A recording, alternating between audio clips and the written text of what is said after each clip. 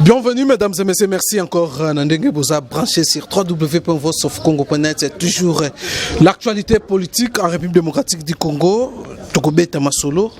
Tozana Katia Parlement débrouille victoire Oyotoye Kokutanana. Président fédéral, 36 ans déjà depuis l'IDPS ba créé Yango.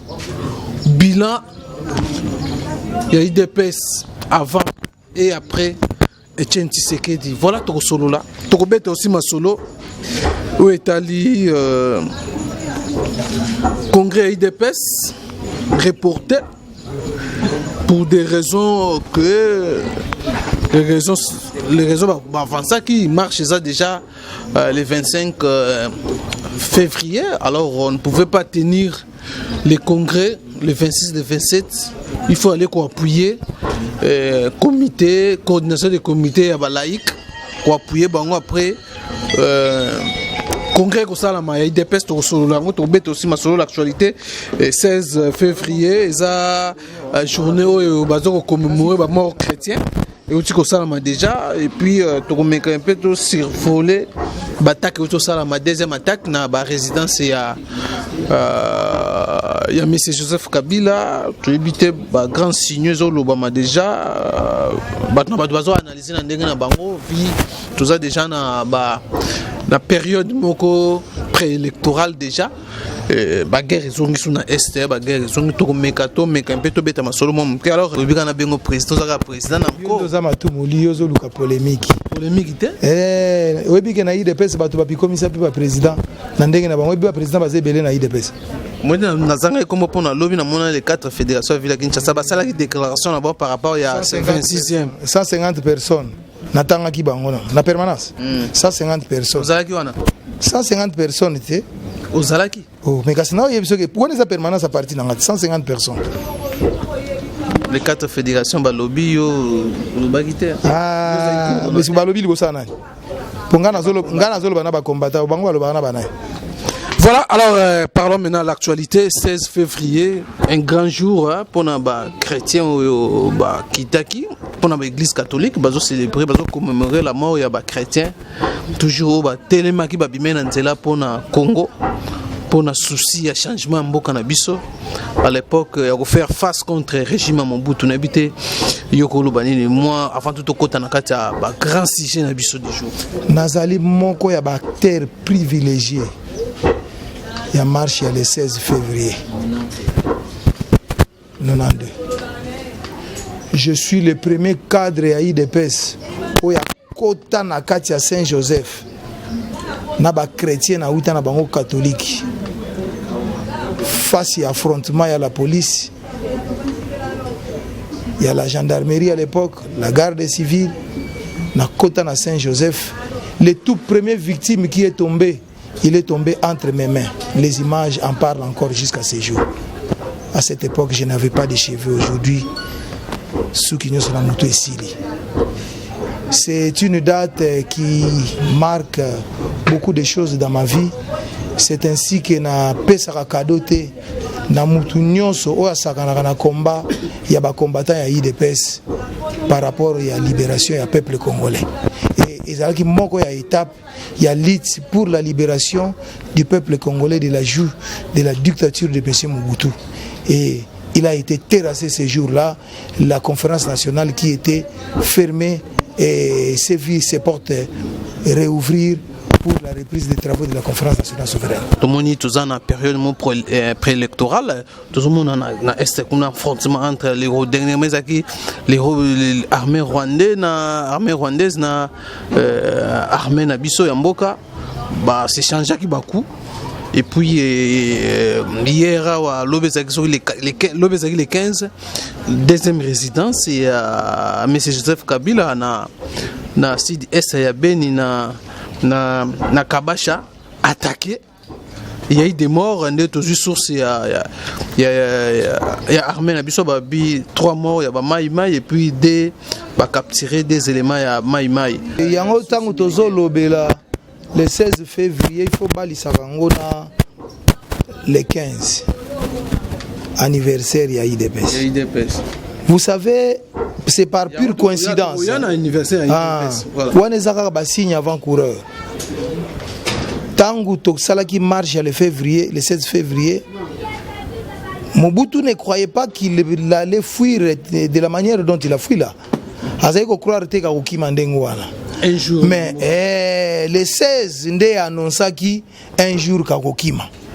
Et il est parti nandengo ya kenda ki pe akeko kufela na yango. C'est comme si bao baza siko bazo linga ko se servir na ba leçon te. Ozomona te kaka date wana ekoki babandi ko ningisa ye, babandi ko chauffer peut-être ndenge nini bino bozaka ba non violent. Je ne soutiens pas la rébellion, mais au moins yeba yango ke bato bazana ba cœur chargé baza ebelé. Et la rébellion est botamaka toujours dans mécontentement. Et nous devons faire très attention de peur que l'it il y a démocratisation en mboka na biso et comme les sous problème ceux qui Kabila a sali erreur va s'occuper na d'abord avant que tout continue l'instauration de la démocratie dans la République démocratique du Congo. Donc ce sont des signes avant-coureurs qui prouvent que Mobutu doit... À la fin, il y a des élections là-bas. Quelle élection? Kabila n'a pas la volonté d'organiser des élections dans ce pays. Se comporter. Il y a une opinion, douter. Machine. Ma machine wana.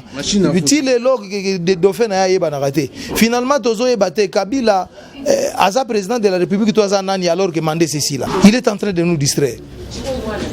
Qu'il puisse se prononcer clairement qu'il y a sous-candidaté, qu'il puisse choisir son dauphin, qu'il puisse respecter les accords Saint-Sylvestre, qui est pratiquement le socle pour la paix en République démocratique du Congo.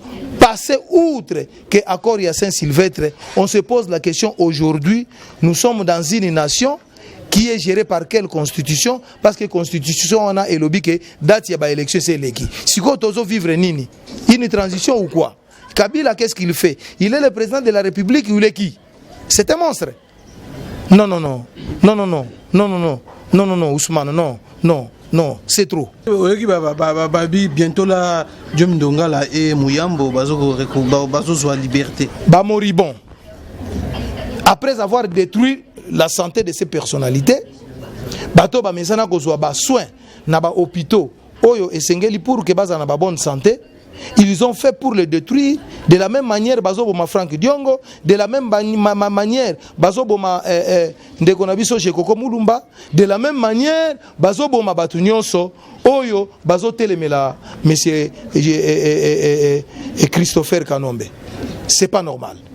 C'est un destructeur. Bon, bah, déjà, voilà, non, il y a des crispations, déjà. Des crispations, Moutassa Akoufi. Bazo bimisa bango po ba yebi ke lero ba uso ba ke poto ba ki ko se faire soigner ba okufa. Mais nzambe na bolingo na ye ako permettre te bandeko na biso na ba kufa. Ba victime ya Dio Mindongala bazawa. Nga afanda kana kauka. C'est mais c'est soi-disant le père de ses enfants qui ne l'est même pas. Aza mubali ya mama ya bana wana. Qui a reçu beaucoup d'argent, plus de $300,000. Azawapi. Pour monter coup. Pas monter coup contre un monsieur. Pour pas casser carrière. Tout simplement parce qu'ils ont soutenu le pouvoir ya Tshisekedi. Non, c'est pas normal. 36 ans depuis l'IDPS est créé à Yango, mais le Salamagi na permanence. Il y a 36 ans, ceux qui n'ont pas yo, Apollinaire Panzou a adressé bilan il y a l'IDPS pendant 36 ans. Avant et après Etienne Tshisekedi. Du vivant à Tshisekedi, le bilan était positif. Après la mort d'Etienne Tshisekedi, il n'y a plus rien. Celui qui se prétend être l'intérimaire, il y a président à l'IDPS, depuis la mort de Tshisekedi jusqu'à aujourd'hui, plus d'une année. Qu'est-ce qu'il a déjà organisé? Oui, bien, ça marche, mon gars. C'est lui qui prétend être successeur intérimaire Etienne Tshisekedi. Oui, parce qu'il se prétend. Il ne l'est pas, il ne l'est pas. Maintenant, Mibeko, il y a parti. Statut à partir de Lobini. Directoire à 3 Isaop. Convention démocratique et Zawapi. Commission électorale permanente et Zawapi. Locaux les alités. Est-ce que Jean-Marc Abound doit décider seul? Avec quelle audace? Des personnalités comme nous n'avons pas droit au chapitre pour être consultés, pour réfléchir sur l'avenir de l'île de Pes. Pourquoi a-t-il attendu si longtemps pour parler du congrès de l'île de Pes? Jean-Marc Abound est égal à Tshisekedi? Ou Jean-Marc Abound est en train de copier Tshisekedi? Il n'a pas qualifié. Ce sont des questions qui ont aussi des réponses. Démontrées par son mandat depuis la mort de Tshisekedi jusqu'à ce jour, qu'est-ce qu'il a déjà fait? A-t-il déjà organisé une manifestation qui a réuni plus de 50 000 personnes, plus de 10 000 personnes, plus de 3 000 personnes, à part les réunions de la présidence et la permanence qui ne réunit que quelques centaines de personnes? C'est ridicule. Quelques centaines, oui. Vous étiez là hier. 150. Moi, je les ai comptés. Anniversaire de l'île de Pes. Ils ne veulent pas de Kabound. Parce qu'ils ne veulent pas de Kabound, ils ne peuvent pas venir. À l'époque de Jacques Chabani, tu as assisté au meeting à la permanence de l'île de Pes. Peut-on comparer le nombre de membres de l'île de Pes qui sont venus célébrer l'anniversaire de l'île de Pes à la permanence, cette fois-là sur l'avenue Zignia Salimete? Comment aujourd'hui, en ce moment où l'île de Pes a dans l'Opan, on a eu 150 personnes. Je les ai comptés. C'est ridicule. Balobaki Nabiso, non, à la souple, peut-être à quoi améliorer. Il va améliorer quand l'île de Pes est en train de disparaître. Bamususu bazana parlement na Zando, Bamususu bazana parlement na Njili, Bamususu na parlement na Lemba, Bamususu na parlement na Bedebu na Ngalema, Bamususu toza awa na Kitambo, Bamususu baza awa na Victoire. Bakenda kalisusu limetete à cause de Jean-Marc Abound. Bazo c'est la Félix Tshisekedi, président de l'île de Pes. Sans problème, ne vous en faites pas. Alors, le lobby positif est Tshisekedi positif par rapport à quoi? Parce que Tshisekedi a joué pouvoir. Il a affaibli Mobutu sur tous les plans. Mobutu a vendre na Kawele, il était incapable de rester à Kinshasa. Mobutu a commencé à négociation à tout moment pour éclipser pour que Azobanga Tshisekedi. Tshisekedi a démontré au monde entier que Mobutu était incapable de diriger la République démocratique du Congo. Tshisekedi avait beaucoup de valeurs. Cet homme est inégalable jusqu'à ce jour. Mais après sa mort, mais quel scénario qu'on nous présente? Balingi va se comparer à Tshisekedi. Tshisekedi a organisé congrès combien de fois? Tshisekedi a géré l'île de Pes pendant la période de la clandestinité. Une période très difficile. Oyo bango bakutani na ngote. Oyo ezalaki passe même pour comme en permanence à l'île de Pes. Jean-Marc Abound azalaka wapi? Na Kamina. Azaka na Agini. Hein? Au lieu à se référer na baene na ye, o bakoki kolakisa ye nzela koki kolanda. Ya lingi a se comparer na Tshisekedi, alobi non parce que Tshisekedi tango azalaki na ba collègue na ye, ya directoire, ya 4 présidents jusqu'à ce katikalaki ye moko nde a convoqué congrès na 2010. Pendant période ya clandestinité, lingi a organisé congrès à IDPS ye Jean-Marc. Basalaki conclave, c'est le collège des fondateurs qui jouait le rôle il y a congrès. C'était clair.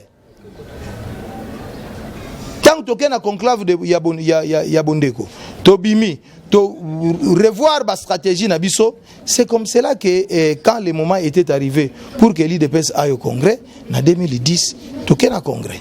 Et ils ont vu tel congrès wana ndenge nizalaki. Congrès batu bazo wela batu nyoso balinga bazala na kati ya congrès wana. Parce que tout le monde ne pouvait pas être na kati ya congrès, ba délégué à congrès, ils ont défini na kati ya statut. Nous sommes allés au congrès, nous avons confirmé Tshisekedi candidat président de la République et président de l'UDPS.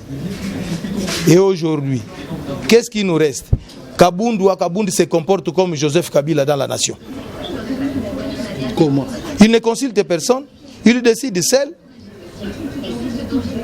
soki biso tozalaki kotelema na président Tshisekedi bona bureau na ye na contredire ye soki amoni ke naza na raison oui président Panzo tu as raison Jean-Marc Abound vous ne pouvez pas le contredire soki contredire yo okota sur na permanence te okoti na permanence atindi ba délinquant na ba policier ba beta yo bakanga yo ça c'est quelle démocratie c'est quel président de l'UDPS?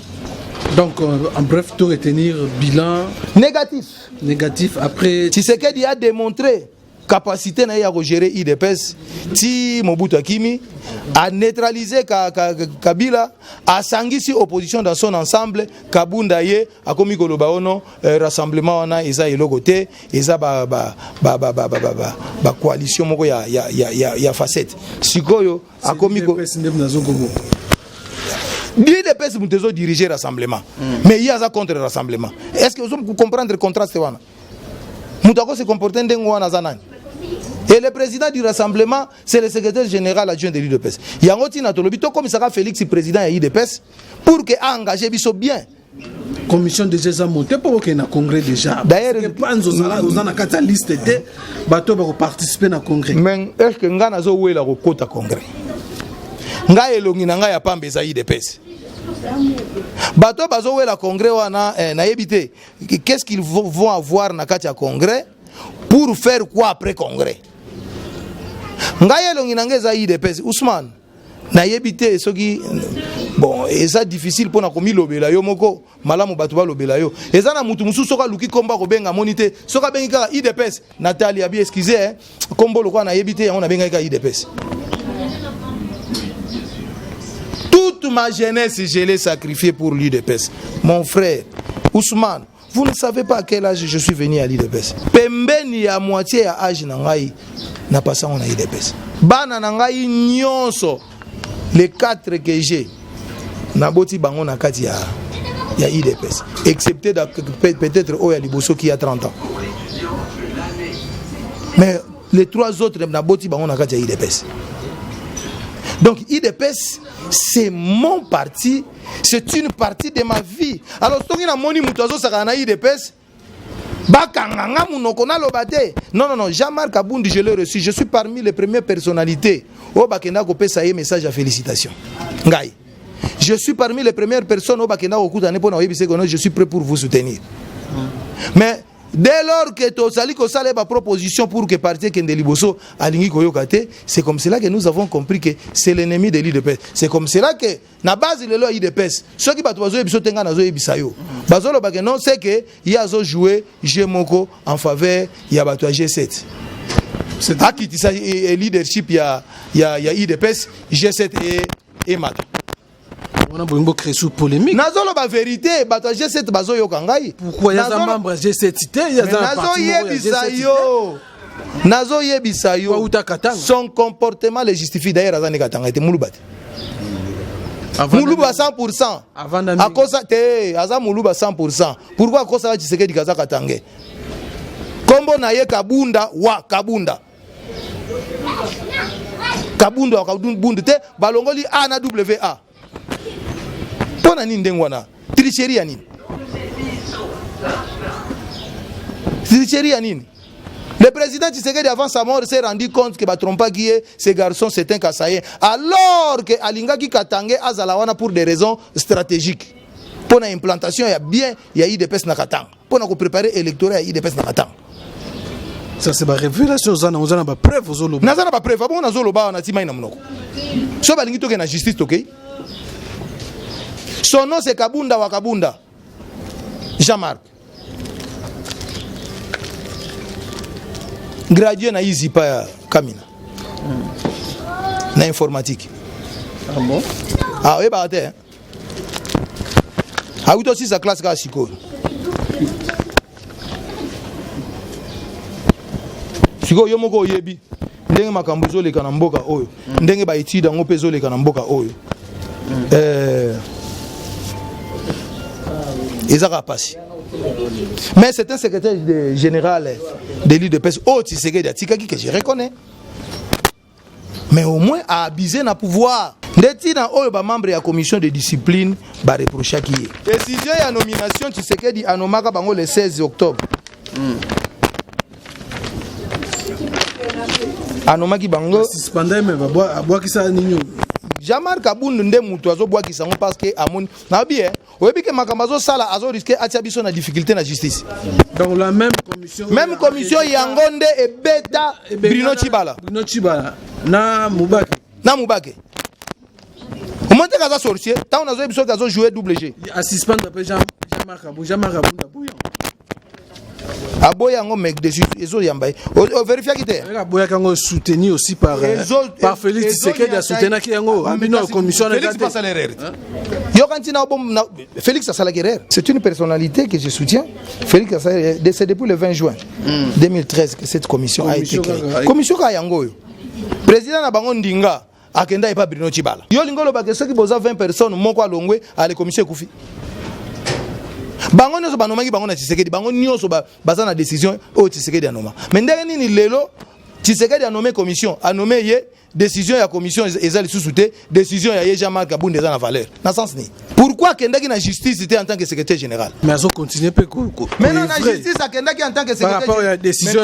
s'il vous plaît Ousmane logiquement pour na nini te akendaki ko porter plainte en tant que secrétaire général à IDPS pourquoi il est allé porter plainte comme personnalité pourquoi aussi la commission de discipline baboya na ba décision soit pour na Jean-Marc Abound bavanda Montpellier non déjà problème omoni problème zo le kana IDPS omoni quoi que Félix a ça qui part solidarité Jean-Marc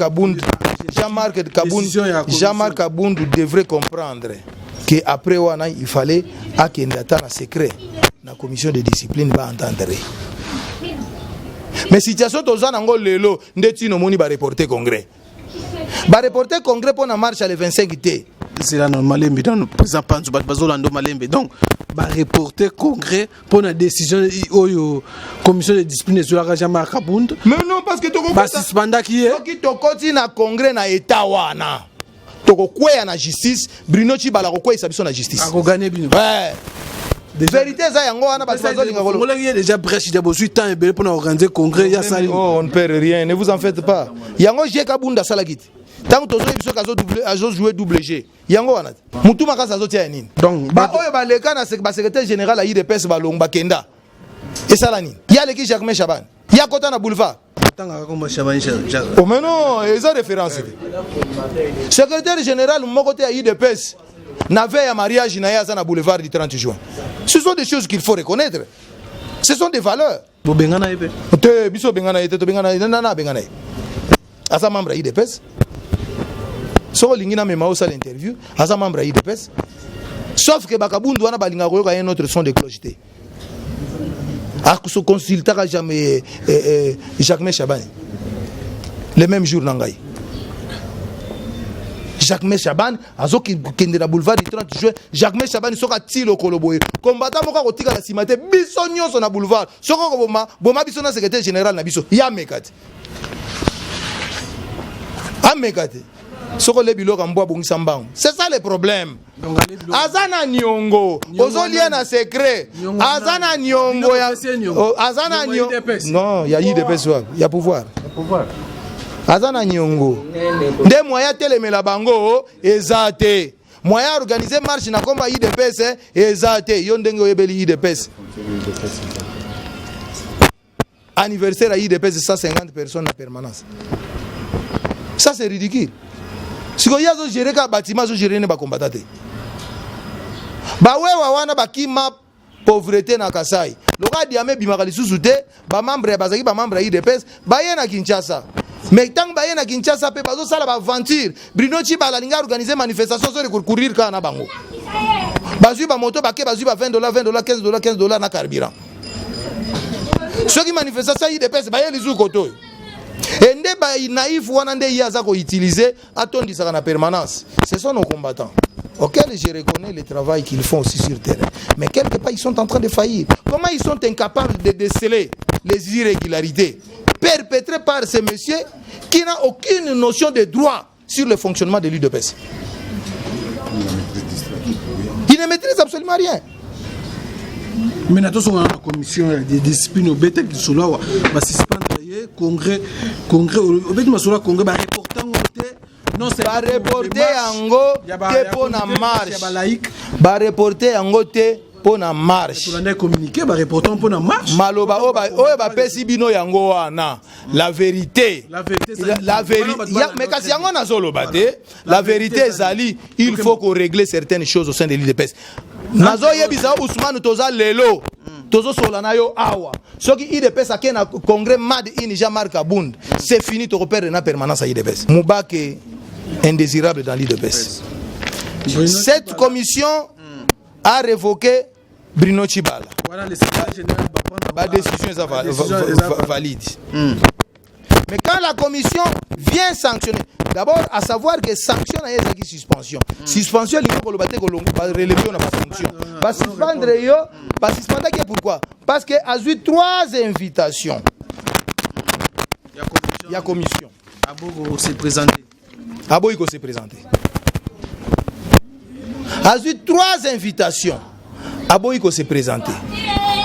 Pour pas contraindre pour aller se présenter la commission de discipline, ndesiko basali suspension comme ça tant que la suspension a koyi. Après suspension. Tangu ba suspendre voici les raisons. Première raison. Le mémorandum lui adressé en date du 5 juin 2017 relatif à la demande du Congrès extraordinaire par toutes les 1/3 des fédérations du pays. Oui, que Jean-Marc Abound azolo ba bato yo ba président fédéraux o ba senga ki convocation à congrès ba longwa IDPS. Donc ya longo la ka bato. Donc a memana na ta mutu moko na IDPS ndenga za wana. Moi si na ye bana ne baza ba membre IDPS, je vous informe. 2. La malversation financière. Il faut avoir la capacité de convaincre d'abord les membres de ta famille avant d'aller convaincre les autres. Si vous croyez défendre une cause juste, c'est ce qu'il faut faire. Même pas la totalité, ne fût-ce que la moitié ou les 1/3. Il n'a aucun membre de l'UDPS dans sa famille. 2. La malversation financière. 3.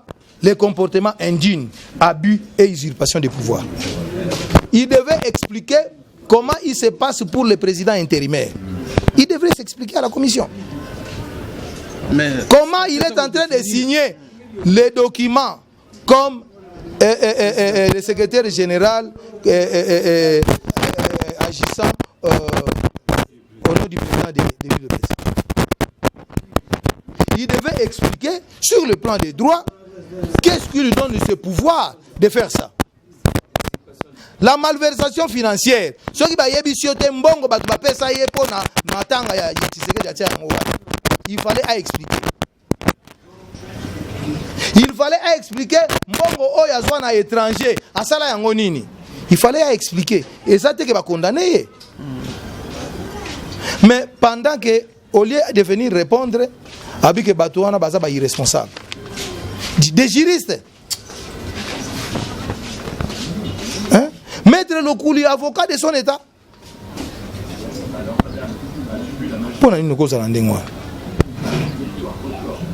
Et c'est comme cela que nous disons Azali complice Yamakambo Oyezo Linga Ekoyela. Yango moyen tokende na congrès Madini Jean-Marc Abound ezate parce que ba broué de partout, ba juriste même il y a pouvoir.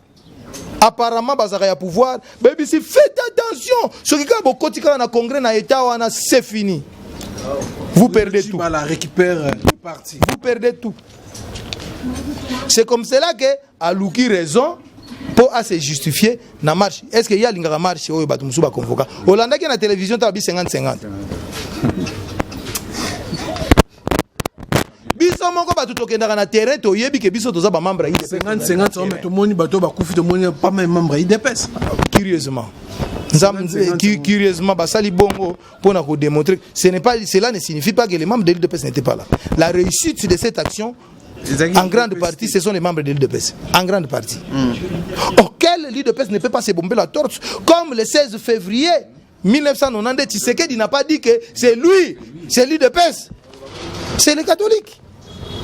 Soyons sérieux. Nous devons être politiques. Soyons sérieux. Les membres de l'IDPS étaient là. Les membres du MLC étaient là. Les membres de tous les autres partis politiques de l'opposition étaient là. Comment vous pouvez dénombrer que tel est de tel parti, tel est de tel parti pour que ne golobake 50-50? C'est parce qu'il y a ça incapable de convoquer une manifestation. Ndalingia diembela na oyo. Non, tolobi te que IDPS a quitté. Moi j'étais sur le terrain. Il y a liboso na zagi na Saint-Gabriel. To marché tina kapela. Na longwe wana tango ba panzi biso papa to zoki to panzani na sale fort lokola to koka isu ko sangana lisusu te na ye na kauka kutu ba pesa ka tante premier marche mi balé na zagi na Saint-Joseph. Mais na keko lobateke na yaki na combat fédération funa parce que fédération funa ni l'UDPS n'a pas organisé une marche. Nous devons être sincères, nous sommes politiques. Depuis toujours, pourquoi les catholiques ont eu devant? Depuis toujours, les catholiques ont eu une manifestation. Biso, ça marche. Événement, tant que les journalistes ont commis, tant que les preuves, et mon ami, tant que le pouvoir, les catholiques ont éclairé, non, ils ont dit,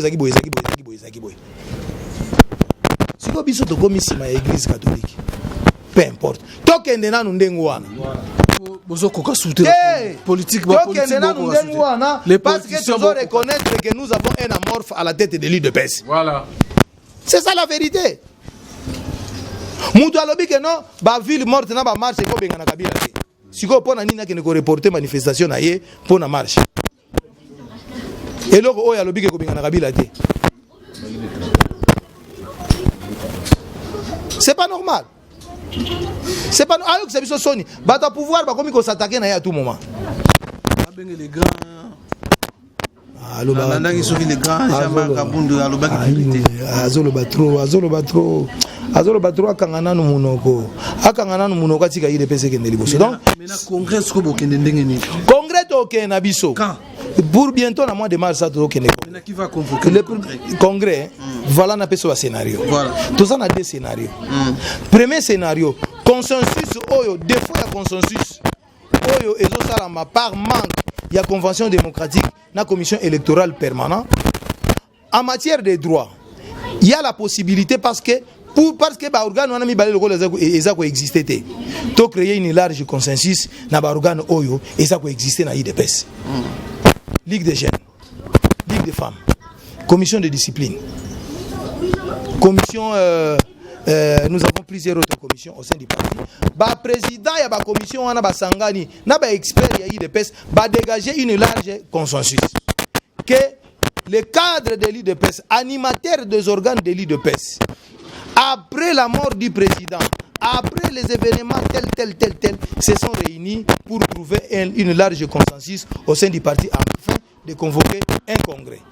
Par conséquent, nous donnons mandat à l'intérimaire qui peut être Félix, parce qu'il y a une commission qui pouvoir, soit au secrétaire général, soit au secrétaire général, ceux qui vont lever sanction au secrétaire général pour la tenue d'un congrès en telle date. C'est fini, ok. Premier scénario, deuxième scénario, lever mesure, il y a suspension frappant Jean-Marc Kabund. De créer consensus. Ils ont décidé qu'il y a un trio Kabunda, trio Kabuya, Kabunda, Kazadi, Kabuya. Bazolinga koyo ki saïd de pes soni. Ba jeune pe lisusu. Mais est-ce que vous procédez ne vous en faites pas. Tout est mis en chantier. Félix n'a pas dit ce qui nous a pas sungi comme alelo. Ce qui Félix a commis, c'est notre leader. Hein? Balinga te. C'est lui notre leader. Jean-Marc Ndemutazo Lingate, leader. À combattre la commission T. Par solidarité, au lieu Jean-Marc à comprendre. Jean-Marc Ndemutalinga Bimisasiko, Félix Tshisekedi net à salaire. Jean-Marc, il fallait reculer tant que Félix a eu position. Oui, justement, je l'ai dit. À sali erreur parce que à soutenir Jean-Marc Aboun na démarche né à Mabé.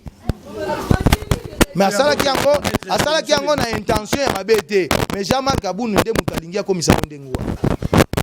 Ça c'est la tienne. Tout réparer en haut, tout préparer bongisa. Pour tout réparer comme ça dans le mois de mars, tout que dans le congrès une fois pour toutes. Donc congrès. Batika. Le montant estimé plus de Niyibi. Dollars. Nous avons travaillé dans le cadre de la synergie des mouvements et associations CIMAC, dans laquelle tout ça qui est évaluation, il y a plus ou moins 19 000 dollars. Nous arrondir on a 22 000 dollars. Pour le congrès. Non. Même le congrès à l'époque à Tshisekedi, et comment même pas 50 000. Vous évaluez SMAG. SMAG. Synergie des mouvements et associations. De l'IDPS. Donc, vous estimez ça peut passer. Pour convoquer le congrès de cette manière, Alinga quitté. Alors, il faut que vous Tshisekedi. Il faut que vous rappelez la Rabatou.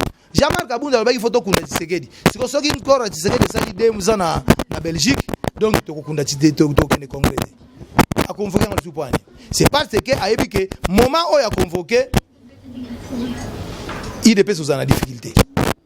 Et aussi Mbaté.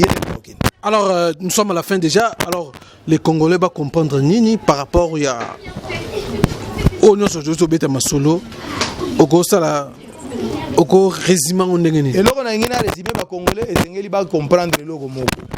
Anti-valeur, bazaka la majorité. Anti-valeur, babomba makina IDPS. Gloire à Dieu.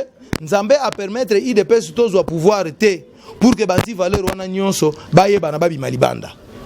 Et dernière vague, eza vago ezana Jean-Marc Kabunda. Nde mutu na mutu azolinga attirer couverture de son côté pour que ya lia pepa lia na été aliété. Na sitia condition o tozana ngo lelo soki de pesa kota ki na pouvoir makambu oyo bazomona ndenge pouvoir ya mokabili ezo salama balinga bamona ngona ba soi-disant entre guillemets ba membre IDPS. Gloire à Dieu que to déceler bango tozo bimisa bango libanda comme ça tokende congrès tant to reçoit pouvoir avec des personnes responsables pures de diriger la nation congolaise. Donc, bandeko ba comprendre que ba scénario nyonso oyo ezoleka actuellement na kati ya IDPS o Kabunda zo sala eza makambo to sito monango depuis Mobutu ti lelo. De tangu tozolo ba lelo que non ce monsieur n'a pas l'âme de l'IDPS. Comment ko sala réunion ya IDPS ezo célébrer 35e anniversaire ya 36e anniversaire ya IDPS avec 150 personnes.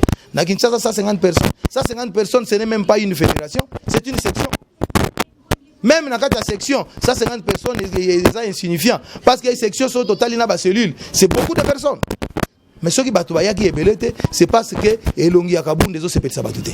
Donc, Tozo Bomisa Makambu, dans le mois de mars, Tozo souhaité, dans la première quinzaine du mois de mars, Tokota congrès. Et de cette manière, Tokosa la congrès, to confirmer Félix Tshisekedi, président de l'IDPS, candidat de l'IDPS aux élections prochaines. Et puis nous allons nous arranger avec toutes les forces vives de la nation, Église catholique compris, la force union de changement. Tozo Bengana Kabila, Tozo organiser une transition sans Kabila pour que les élections soient organisées dans les meilleures conditions. Merci na André Ngoma, na partie allemande, le 25 déjà, les combattants sont mabélé. Président Panzo, le 25 de Tozana terrain le 25, ceux qui ont l'habitude de nous soutenir dans cette action, qu'ils nous soutiennent. Donc nous savons ce que nous faisons. Bayeba ke bagaz yaka to utilisera manteka to utilisera ba mai ba blessé bazanga raté ba premier soin en attendant ba moyen mususu ya to koki na muninga na dispensaire vraiment moi mouvement ça va nous faire du bien ngoma je vous salue en passant merci na ba geste o sala qui a fortifié les combattants ceux qui ba moyen mususu kozala ou consulter d'autres personnes joli Muchipule mon ami de tous les temps, pensez à ta base, Bazo Zelayo Awa, Ozo bouger ba combattant au Bavandi à Bazo Zela, au Sala moi mouvement pour leur bien et les biens de la nation. Ils seront reconnaissants Ndenge Bazela Kayo pour gérer la jeunesse dans la ville province de Kinshasa. Je vous remercie. Voilà, mesdames et messieurs, nous sommes à la fin.